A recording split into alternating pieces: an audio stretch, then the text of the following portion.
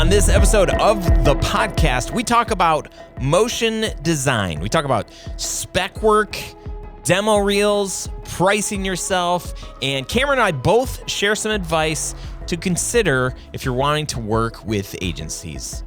What's up, my friend? Hey, it is Ryan Coral from Studio Sherpas, and this is the Grow Your Video Business podcast, where I talk about how to grow your video business without burning out. We cover topics on this show like how to get more clients, how you can be more productive without sacrificing your creativity, and how to get paid what you're worth. Very first thing, I'm super glad that you're here. The next first thing, I want to celebrate your wins. If you are not inside of our community on Facebook, the Grow Your Video Business podcast group, get in there. You can go to studiosherpas.com/community and get plugged into the community that we're building. Because in there, it is a place that you can share. It is a place that you can learn. It's a place that you can be encouraged and grow. And one of my favorite things that we do there, it's a place where we share our wins. It's like a humble brag. It's like, hey, I did this. And when you own your own studio, when you're doing this thing, there's not tons of affirmation.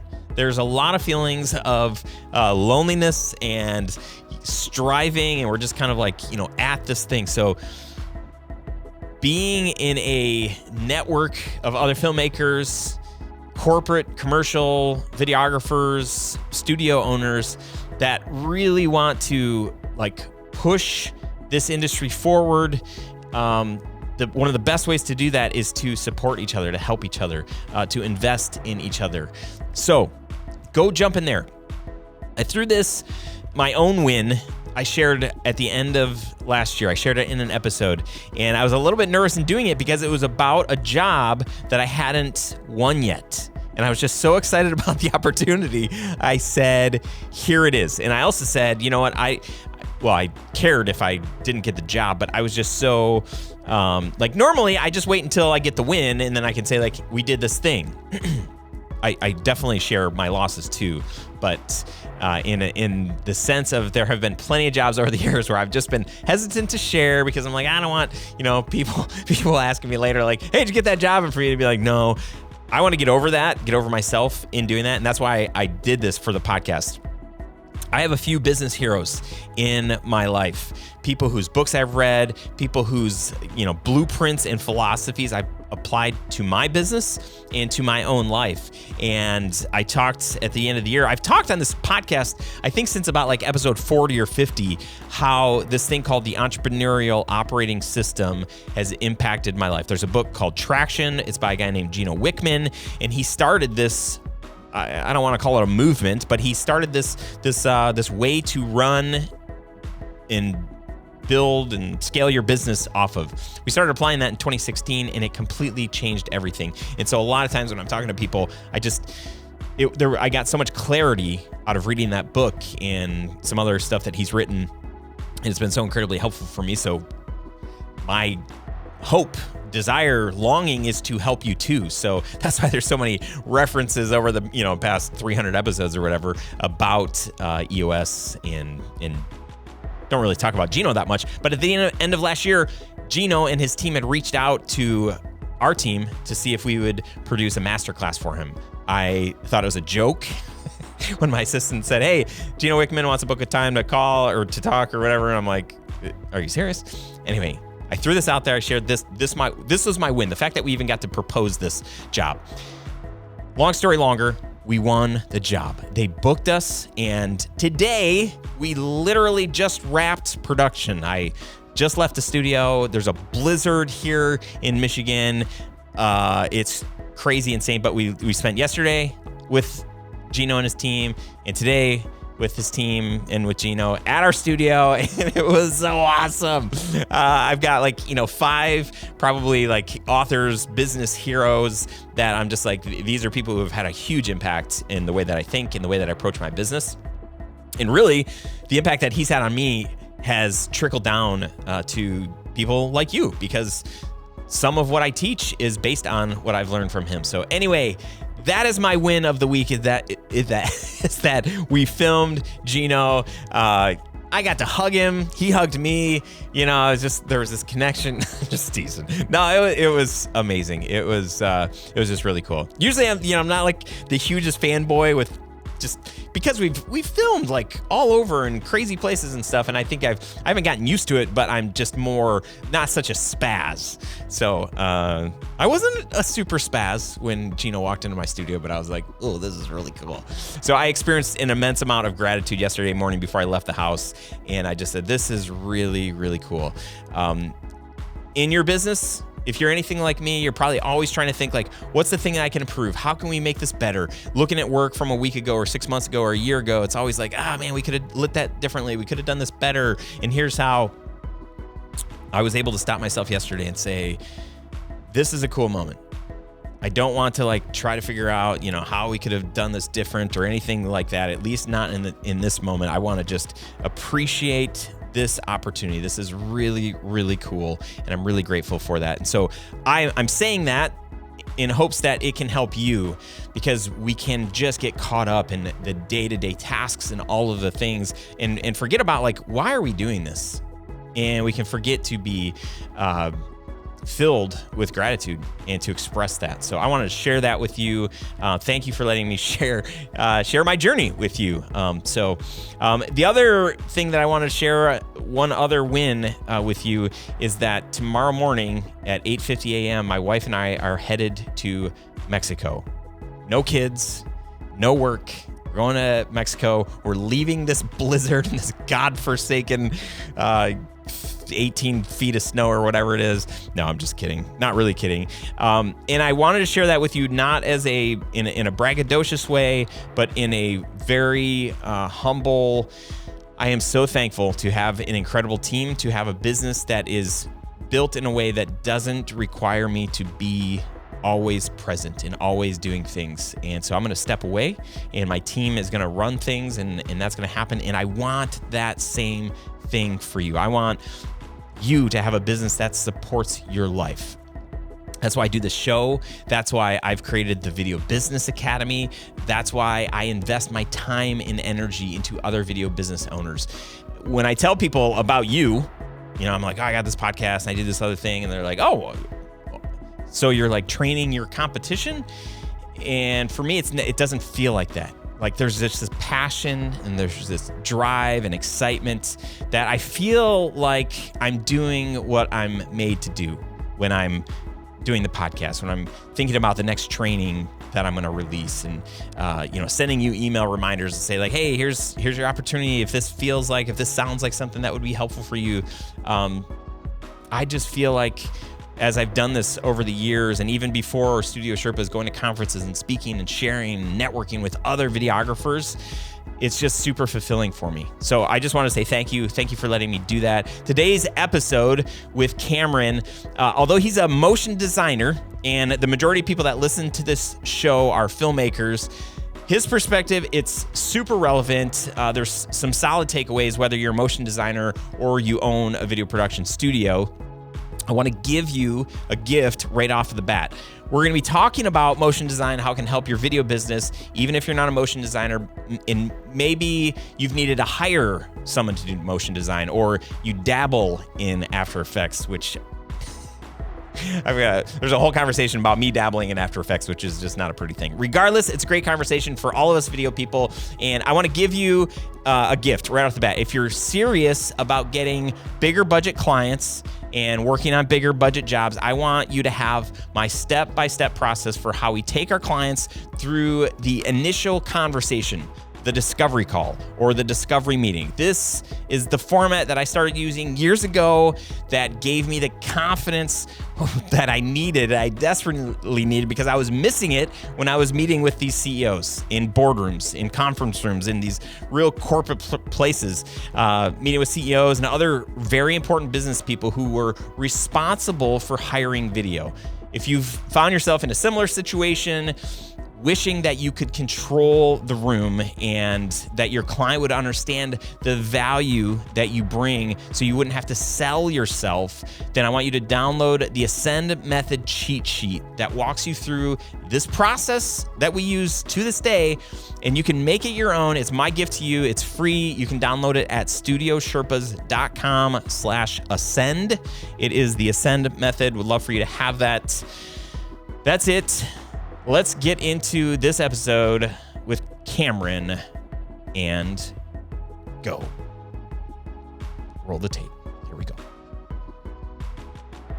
What's up, friends? Hey, welcome to the Grow Your Video Business podcast. Today on the show is my good friend Cameron Pierron, who is a motion designer, and he has worked with studios like Prologue Films, Digital Kitchen. He's worked with agencies like Publicis. Okay. Yep. Oh, Gilvey and Mather. Man, why didn't you give me phonetic pronunciations of these really cool agencies? I'm the worst. Also, he's worked with clients like 343 Industries, Amazon, American Express, Disney, which you may have heard of, Microsoft, MTV. I remember MTV, RCA Records, Sony, and many more. He's one of the OGs of the motion design world, and today he spends part of his time investing in his own community of motion designers over at Motion Science. Cameron, what's up, dude? Welcome to the show. What's up, Ryan? Thanks for having me here. I'm excited to be here. Oh, man. So Cameron and I met. We were part of a mastermind group with our friend Graham Cochran. And we had seen each other on Zoom for the longest time in our weekly calls. And then, was it October? We all got together in California and spent a few days together. And if you saw my email that I sent yesterday, you saw me photobombing this gorgeous picture with Cameron and his wife on this. Oh, you actually included that? Yeah, I did. Oh, wow. Okay. So anyway, I have been so impressed with Cameron's skill and also like his desire to help other people. Really, like, I have so much respect for motion designers because it is something that, number one, I'm not really good at design. So that part, I always wish I was better. But then, like, trying to take that design and make motion out of it requires just like a different way to think. So number one, I just commend you. I love that you have this skill set, that you figured out somehow that you're like good at this, and you've done it incredibly, incredibly well. Thank you. Thanks. Yeah, it was not something that I thought would come naturally to me, and maybe it didn't, but I am self-taught. So like when I jumped into motion graphics, well, I call it motion design today, but when I jumped into motion graphics back in the day, this is like 1999. Yeah, I know, like, right, a long time ago. And I was like, oh, I can figure out how to animate. But in terms of design, like, that's a whole nother thing that I never thought I'd be able to do. But it's actually easier than you think. I'm not sure it's easier than I think. It is. Like as soon as you add that Z axis, like, forget about it, man. I'm just like, my mind is blown, and I'm like, I just can't do it. Well, for me, when the After Effects first released the 3D camera, which was early 2000s, I immediately, for whatever reason, jumped into it because people were like, what is this camera that they're adding? And that for me was a game changer in terms of motion graphics, motion design in general for me. Because nowadays, everything I do when I design, even if I'm just making a still image, it's all using a 3D camera, everything, because it's a lot easier. I've learned it's a lot easier when you're designing or even animating to actually like build a composition and then not have to move everything around when you can just make everything 3D layers and move a camera around instead. And it saves you so much time.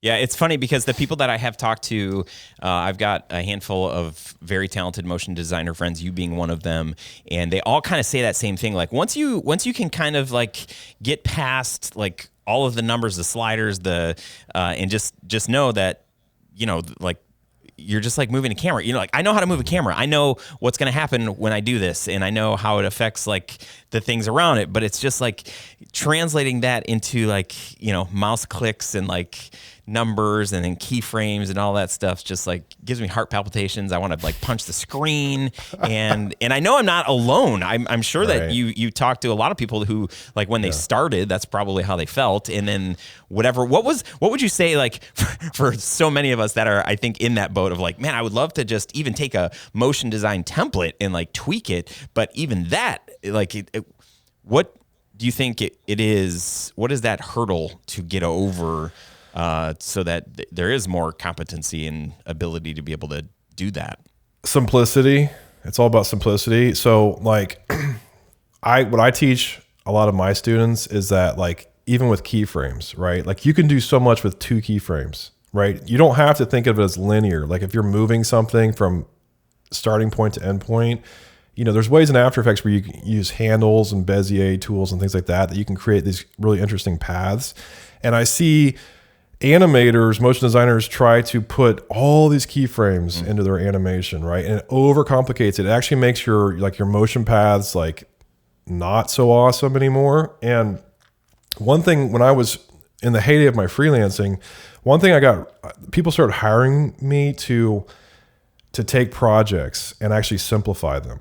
And I have a story where in terms of like simplifying projects, but also like, you know, putting that final polish on them, I'm also really good at like kind of taking a project to the next level by just adding a few things at the end.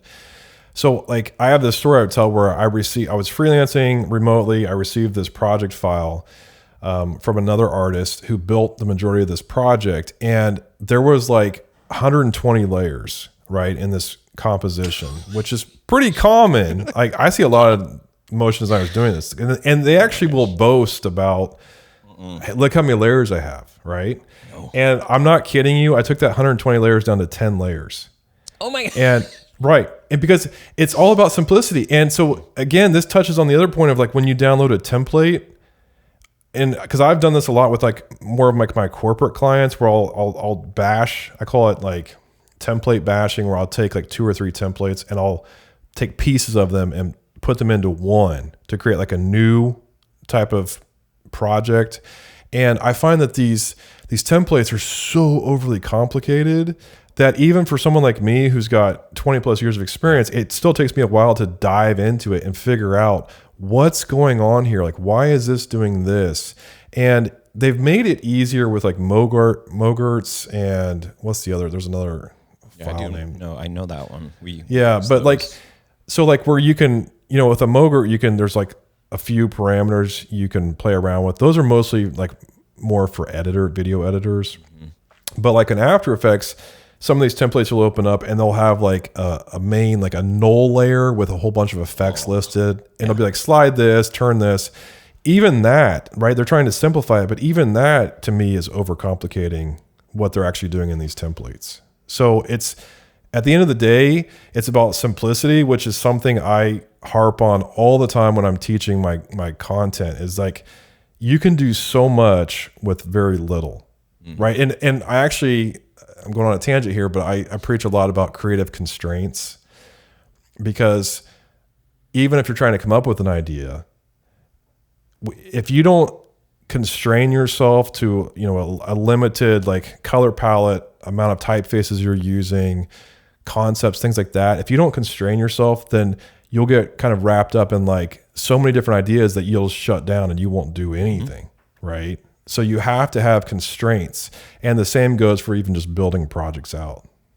I think that's good. I mean, that's one of the things that I've loved about Graham so much, is his ability to simplify, you know, just the world of online business. And there is a huge attraction to that. So I would even even as you're explaining the templates, I'm like, yeah, no, I guess it makes me feel a little bit better that you would open up some of those templates and be like, man, this is way more complicated than it needs to be.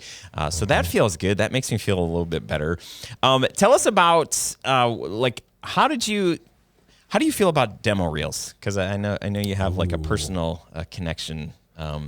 Yes. So share. Okay, so a demo reel, I need to come up with a saying about this, but a demo reel is your key to a career in motion graphics, in video production, in the world of visual communication. It's like, this is your gateway. This is your key to getting a career, a job, whatever it is that you're going after. So what I hear a lot of times, well, there's a lot of things about demo reels, but I get pushback a lot from people being like, well, how can I make a demo reel if I'm not getting hired to do this work, right? Like, I don't have anything to put on my demo reel, number one. So I'm already at a loss. I can't do anything. So with demo reels, I believe, and I've seen this happen over and over again, it happened with my own personal life, I'm a huge proponent of spec work, but this is spec work that is personal work to you that I don't believe in doing work for free for clients. In my entire career, I think I did 2 projects for free, and both times they never amounted to anything, right? I'd hear this, oh, if you do this job for us, it's going to lead to all this work, and this is, this will be this will prove it, and the client's going to buy off, or whatever it is, right? Like, and I'm talking, I've done this, the only 2 times I've done it is for huge agencies. And it doesn't amount to it never led to anything else. So, as a motion designer, number one, we have a very unique talent that not a lot of people are willing to like learn or don't think they can do. So I believe that you should be paid for your talents whenever you're doing any type of work. So spec work to me is personal work that you want to create, that you want to attract more of. And this is what your demo reel becomes, right? So like for me, I love title design, like for films, for TV show opens, things like that. So like if I wanted to become a title designer, what I would do is I would create mini pieces, like 3-second pieces, 5-second pieces of title designs that I would build myself, that I would then turn into a demo reel. Now, again, people get wrapped up in like, well, okay, like, so I have to build this 30-second or minute-long piece. No, like I'm talking like you're building these tiny little pieces of a scene, of a shot, right? And because a demo reel essentially is a whole bunch of little pieces edited together, right? To show off like, look at this is so cool. And it's cut to music. So, like when I started my career out, I built all spec work. These are pieces I wanted just to create.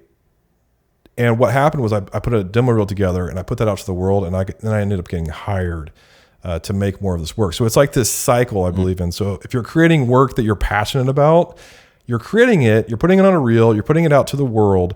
Someone on the web sees that reel, and then they want to hire you because they like what they're seeing on that reel. So they want to pay you to create something along those lines, right? So then all of a sudden you're getting paid to do this work that you're passionate about, and you're getting even better work then to put on your demo reel, to keep replacing pieces, to keep making a better and better demo reel. So, a demo reel, I basically, for me to go from no experience whatsoever to a high-level pro freelancer, it took me 3 demo reels.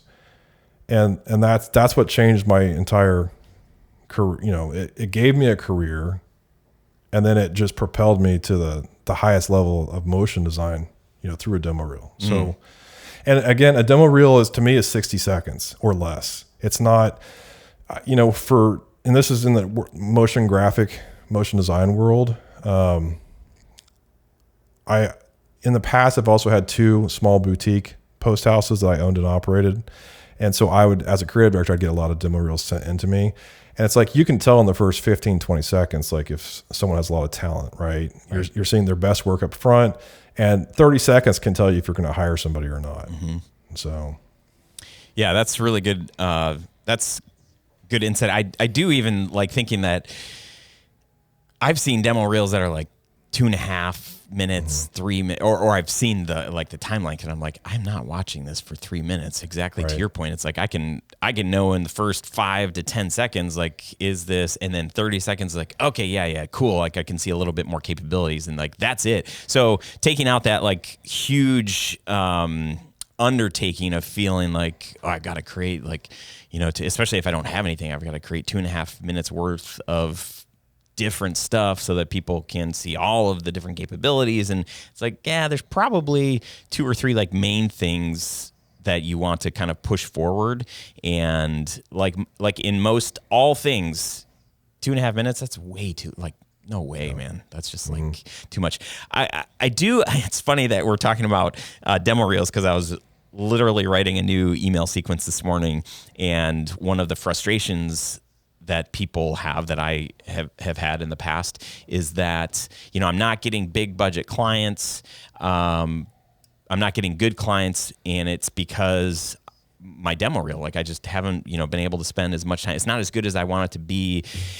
And it's hard to spend time making it. It's hard to spend time working on it. But I do think that there's some magic in maybe it's a little bit different with motion design, because for you're going to be working with an agency a lot of times where, you know, they're going to direct you. They just need to be able to see that you have the capability to make things. So it really is like so much is relied on your demo reel. But I would say that there's more to it. It's like, okay, well, how are you to work with? How fast are you? How efficient are you? What are your rates? Like, are you nice? You know, all of those things definitely come to play as well. But for the video studio, I would say that you want to have work that you can show. And I think one of the best things that you said was like making work that you want to do. And showing that, and only showing that, only putting that kind of work on your website. Don't feel like, well, I don't have much on my website, so I'm just going to put the last 3 projects because they're the most recent, they're the most relevant. But if it's not the kind of work that you want to be doing, and it's not the kind of clients that you want to be working with, then like stop showing it. Take it down. Maybe put it on another, like a back page somewhere if you really if that makes you feel better. But you only want to show what you want to do. Yep. You know, don't give people ideas. Say like, oh, he does these kinds of video, and you're like, yeah, I do those, and I showed that because it was like really hard, and it looked cool, but it was not fun. I didn't like it.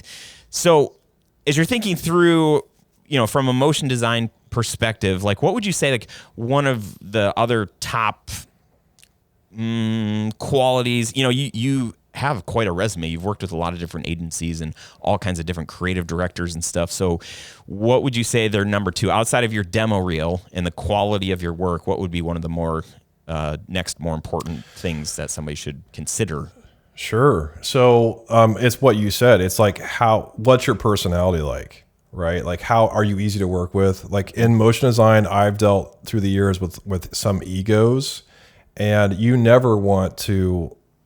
It's challenging to work with someone who's got an ego about something, and they're not, they're too good to work with you on a project.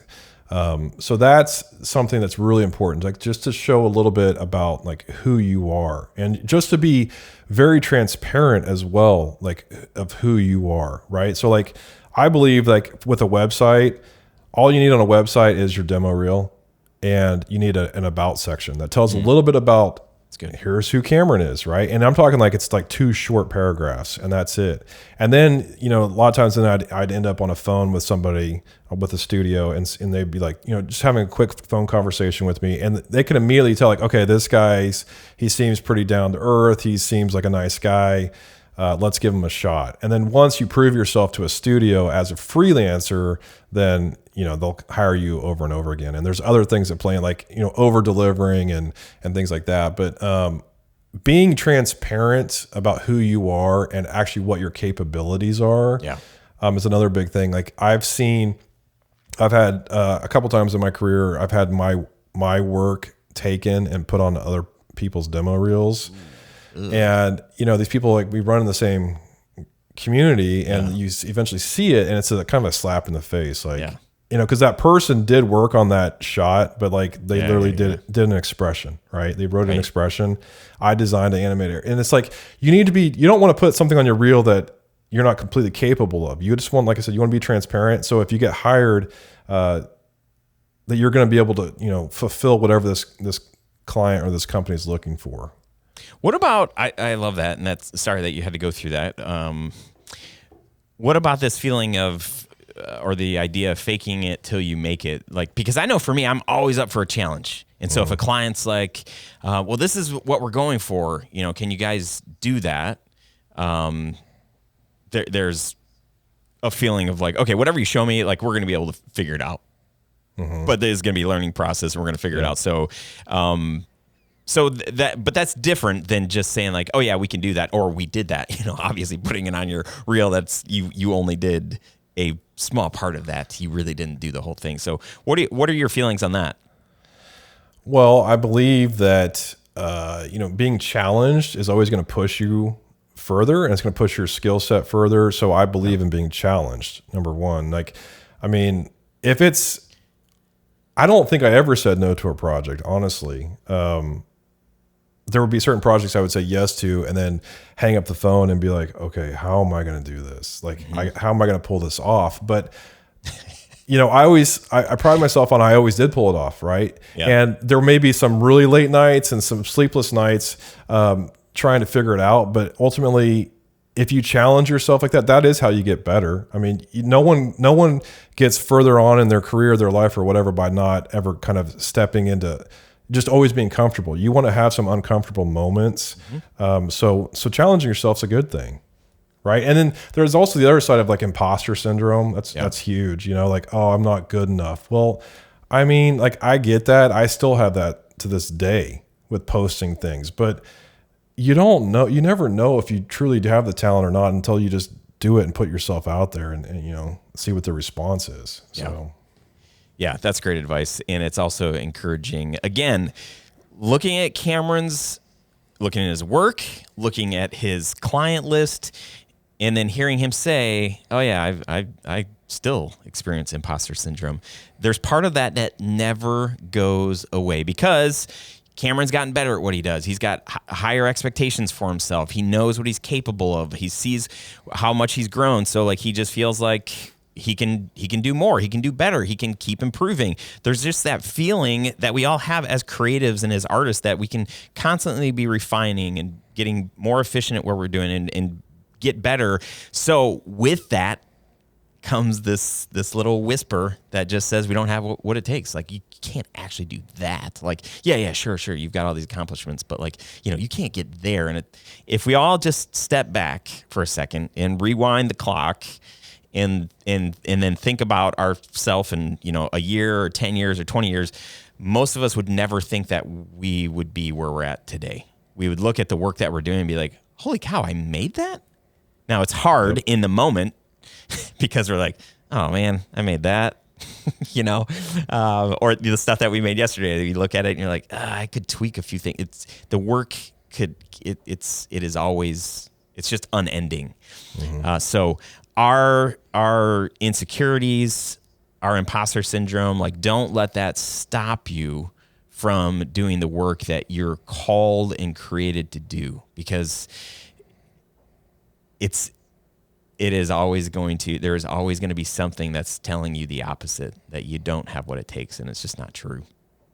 Right? But don't stop like trying to get better and trying to improve, but feeling like that's where your worth comes and that's what clients, they expect you to be at that next level. That's not true either. Sure, there might be some clients that are like, oh, before we hire you, you have to be at this level. But there are plenty of clients out there that will hire you and be grateful to be working with you with exactly where you're at today. Yeah, and to add to that, just enjoy the journey. That's great. Live, laugh, love, man. Yeah. Yes. Always. I think that's enjoy the journey. Like, put that on your. There you go.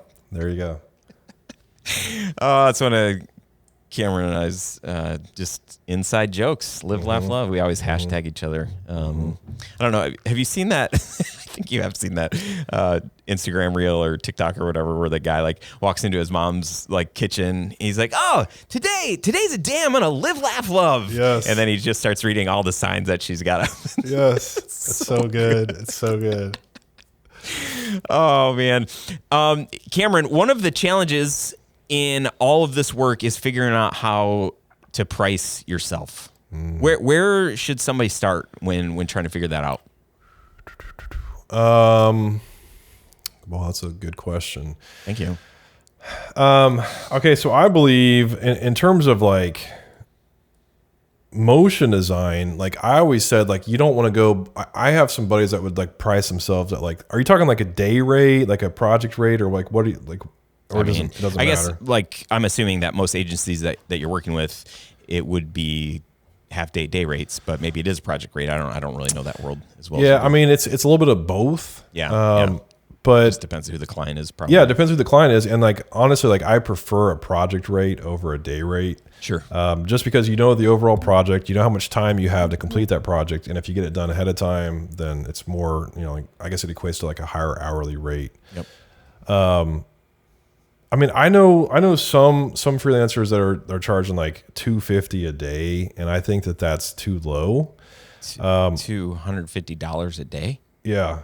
Wow. That does seem like nothing. And they have like talent, right? Right. So when I started freelancing was in 2007, and I immediately out of the gate was charging $450 a day in 2007. And that was for like a junior level, like I didn't have a ton of pro experience at that point. But like, like it really depends on how it comes back to your reel again. Like how good is your reel, right? So like the average motion designer today, from my understanding, is $600 to $700 a day is what they're getting paid. I was getting 800 to 1,000, sometimes 1,200 a day, which I don't know how that equates, to like the video side so much, like what you're charging, because you guys have like a lot of equipment and things like that you also have to account for. Like for us, it's my computer and I'm sitting here and like there's no expense for me whatsoever. It just really depends on how much experience you have, like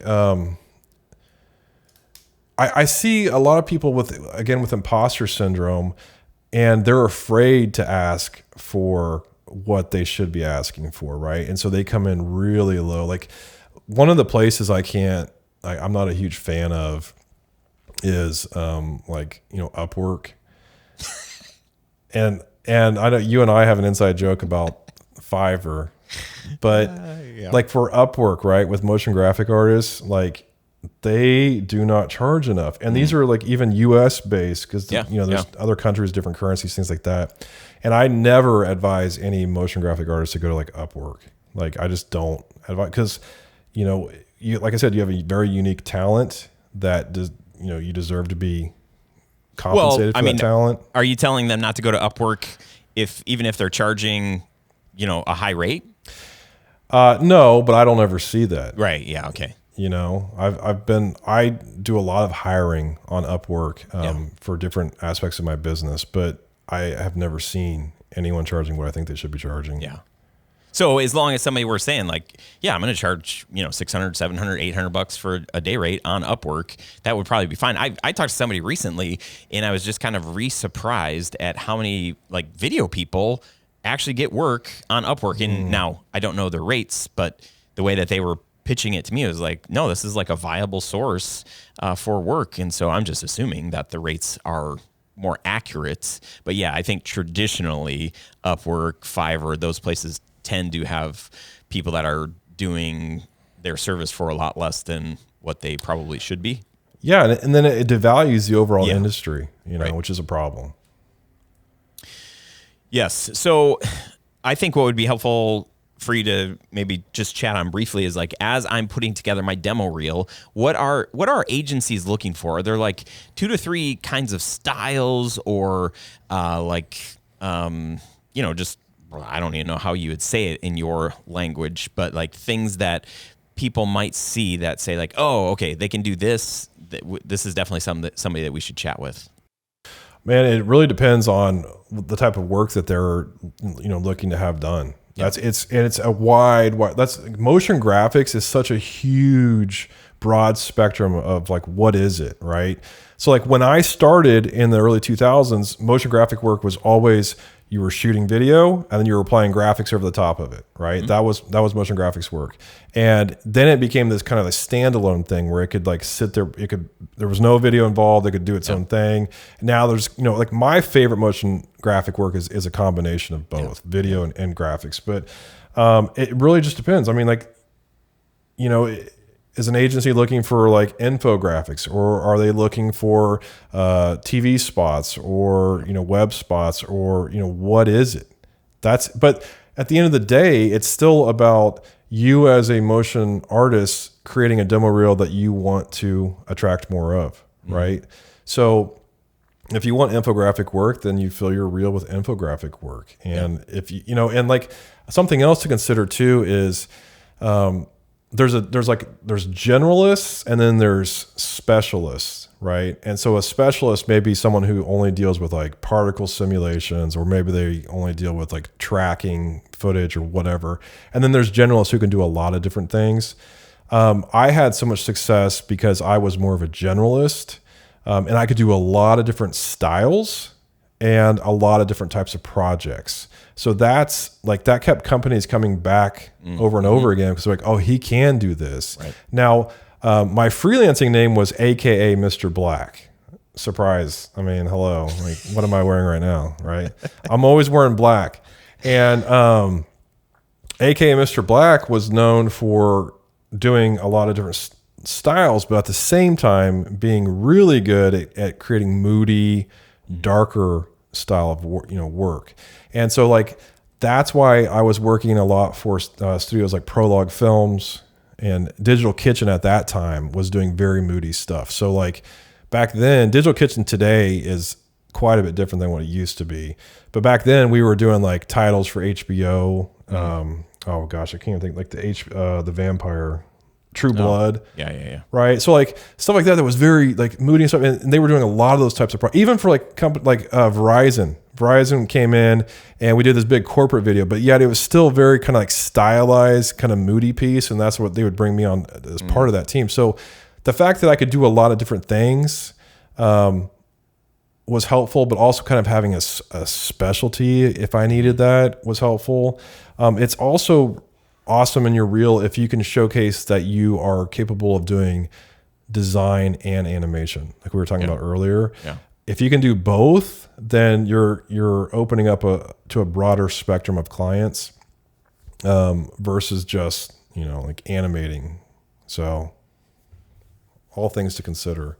Yeah, man. Yeah, lots of layers. Even though, like as you're saying, like, well, it's just like me and my computer.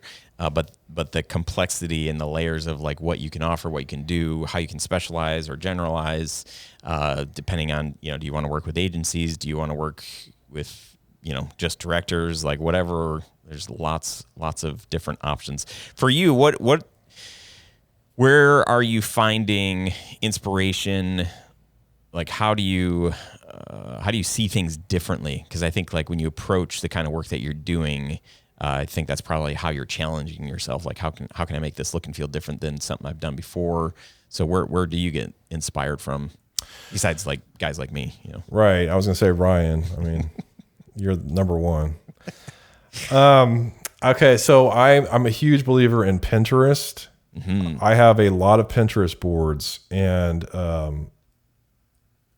I have been saving boards on Pinterest for a couple of years, maybe 3 or 4 years, maybe. Lots and lots of boards and pins saved there. And I categorize by like typography, color palettes, grunge, textures, whatever. And then there's a lot of pins that kind of overlap on the different boards. But even like with things like typography, like I'll do like 2D typography, 3D typography, metallic typography, whatever it is. Because when it comes time to like create something, I have all these boards that I can reference for one project. So I can pull from the typography board, from the color board, and again, it depends. It's like sometimes your client's going to send you a big creative brief with like laid out, like this is what's in it. And sometimes they're sending you a sentence, right? So like, when I used to work with Prologue Films, Kyle Cooper, I don't know if you know who Kyle Cooper is, but he's like the godfather of motion graphics, right? Like he He blew my mind when I saw the title sequence for the movie Seven back in the 90s, yeah. right? He did the Seven title sequence, and then he just went on to like blow up and make every major film today is Kyle Cooper's probably involved in it. Oh my gosh. So he'll send me a sentence, one sentence, and it's just like, okay, like I gotta come up with a whole like creative thing to, but that's how some of them are, right? So I went on this tangent, but I actually forgot the original. And creative inspiration. So Pinterest is huge for me, right? Pinterest is number one. Number two, I have a love-hate relationship with social media, but Instagram, I get a lot of inspiration off of Instagram. And what I do is, if I'm on my phone, I take a screen. If it's a still image, I'll screenshot it. If it's a moving piece, I'll screen record it. And then on my iPhone, I have folders in my photo app, and I just save it into these different folders. The thing you have to watch out for on like Instagram is, even on Pinterest, is that the algorithms will start showing you all the same type of looks and styles. Right. And that can be, then you can get, for a while, you're like super inspired. And then all of a sudden you're like, okay, I'm burned out. I'm tired of seeing this style over and over again. And I don't follow a ton of other designers, but if I do happen to see something, like right now, lately, I've been really inspired by people who are using Touch Designer, which is it's a kind of like a motion graphic thing that's live. It's interactive, when a lot of musicians are using it on stage with them. Yeah. And it's not a software I'm using, but what I see visually on the screen is very inspiring to me. And so Instagram is where it's at for that. I use Behance a lot. Dribble.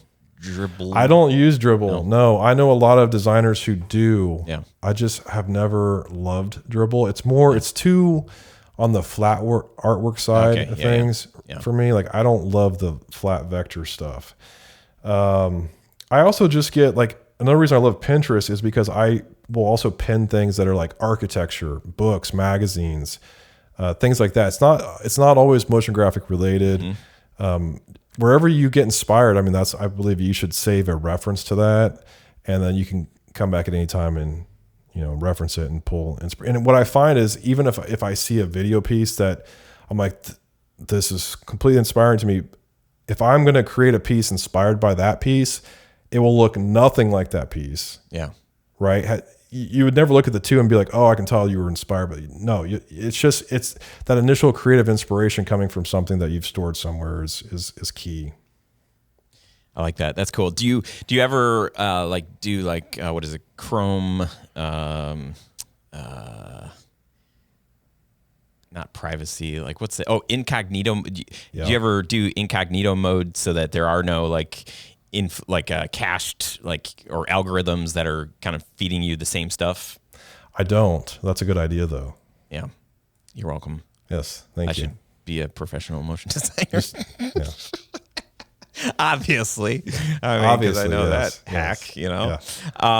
What would you say is like your number one habit that you've developed that has helped you in your success today?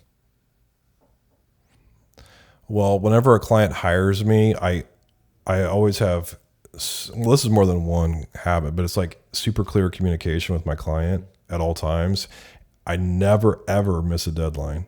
And I always over deliver by even the smallest amount, right? Like, and those three things, like, just clients come back over and over and over again. What's an example of over delivering, even just a little bit? Well, so for motion design, if I, we have a process as we're moving through the project, I'm showing them, here's the rough draft, and here's 80%. And then here's like that 95%. And a lot of times when they see the 90 or 95%, they're like, okay, it's done. It's awesome. Yeah. But then going back in and just adding, like, it could be like I call them polish layers, where it's like maybe adding a very subtle effect that kind of just takes it to that next level, or adding like this. I mean, I'm never going to go in and be like, hey, I added this whole new scene here. Check this out. Or this thing that wasn't ever approved. Cause then your client's going to be like, what? You can't do this. It's something just very, very subtle, that I just got really good at. And then when you actually deliver the final product, they'll be like, wow, this looks even better than what we saw last time. Like, wow. right? And it's something that comes with experience. It's something I teach a lot in my courses, again, of just how to add that polish to the end, just to take it up. I mean, with video, there's, like I'm not to go on a tangent with plugins. Like I see a lot of video and motion designers, they think that you have to have plugins to make your stuff look amazing, which at the end of the day, it's all about understanding the principles of why, like framing your shots and all that stuff. Right. But then there are a handful of plugins out there that you can apply to your video or your motion design pieces at the end that just do take it up a notch. Yeah. I love that explanation because I've worked with actually one motion designer in particular who said, I said, what's your superpower? And he said finishing was the word that he used. And I was like, well, tell me more. Like, what does that mean? And he said what you had mentioned earlier, how, project's done, like my editor is done with it, but then put it in the hands of this finisher and you're going to get all these little polishes, all these little tweaks. So that's like, it could be color grading or it could be Foley, or it's just like these little things that don't really on their own you might not even notice, but like you add them together with all of the other things, and then it's just like this layer of like, wow, like it really just does add this extra punch or this extra oomph. Spell that, would you? But I love that. That really is. I think it was a long time before we actually hired somebody to color grade one of our projects. And when we did, we all looked at each other and we're like, we're not sure if the client could tell one way or the other, but at the very least, we felt like, wow, this piece that we thought was like an 8 or 9 out of 10 went up to a 10. Like it's just like, so those little touches, those little above and beyonds add up. And if nothing else, if a client can't put their finger on it, there I think tends to be a feeling of like, it just feels good or it feels better. So I think that's cool. Yeah, it's those subtleties, all those little subtleties that you add in at the end. Yeah. And that is key too, is like if your client cannot point out specifically what it is, then you've done your job really well. Yeah. Yeah. I can attest to the attention to detail that Cameron brings to his work, brings to his education. He has tons of students. How long have you been teaching motion design? 4 years. Okay. And he's seen lots and lots of students, lots of success stories. We were in this mastermind together because of the success that he's had teaching and really wanting to up his game at doing this better. What other, like, where else can people go to follow your work and what you're doing? Sure. So number one place is motionscience.tv. That's the website. You're going to see there's a blog there with a lot of great free content, courses and things like that. I'm also on Instagram. It's just at Motion Science. Pinterest, definitely check out Pinterest for inspiration. It's just Motion Science, like pinterest.com/motion science. And then my third one is YouTube, which is just youtube.com/motion science as well. I put out free content every week, so you can learn a lot. I love that. Well, brother, this is super fun to have this time together. What would your last piece of advice for somebody that, and most of our audience they're not motion designers. I know that there are some people that's the majority of what they do, but most everybody they're hiring a motion designer or they're wanting to at least be able to bring some text on screen and not just for it to, be done in whatever, but make it motion designed. What advice would you have for us today? Sure. So I actually just put this together for a free piece of content I put out that I'm going to start ending some of my videos with, which is the best way to get better at any of this visual creation stuff is just to keep creating and practicing. I believe that you should watch other people's work, learn from it, and find ways that you can improve upon it. You also need to stay motivated, experiment with new techniques, and above all else, just have fun. Have fun with this. Just don't take it too seriously. And with enough practice, eventually one day you'll become a master of the craft and you're going to be producing your own visuals that capture people's attentions as well. I love that. Dude, so fun. Thanks again for being here. Thanks, dude. You're the best, man. Thanks for having me on. Love it. Bet. Hey, don't forget to check the show notes for any links or references from this episode. And remember, if you want our step-by-step process for how we take our clients through the initial conversation, the discovery call, or the discovery meeting, go to studiosherpas.com/ascend. You get the cheat sheet that we created. And this is the process. This is like one of the first processes that I ever created to help give me focus and clarity, confidence in boardrooms. And really, I feel like this is the technique that we learned on how to confidently pitch and sell really big jobs. Our first one being a $25,000 corporate job, where I was like, oh my gosh, I can't believe we just won that. But having confidence and having a kind of a pathway to take people through, I think helped instill confidence in our clients and us. So you can download that at studiosherpas.com/ascend. I would love to hear from you. If you're watching this episode on YouTube or Facebook, leave a comment. If you have a question, you can put that in the comments. Let me know what your big takeaway was, what was helpful, and would love to hear from you. And also remember, if you're not in our community, go to studiosherpas.com/community. Get to network with some other people, other filmmakers that are wanting to make a dent in this world and also wanting to support each other. You can follow us on Instagram at Grow Your Video Business, and I'm also at Ryan Coral. And if you need anything, please shoot me an email, ryan@studiosherpas.com. That is it, my friend. I'm headed to Mexico. Actually, I'm going to run upstairs, finish packing, and then I'm headed to Mexico. Appreciate you so much. Have an amazing week. And I'll talk to you really soon. See ya.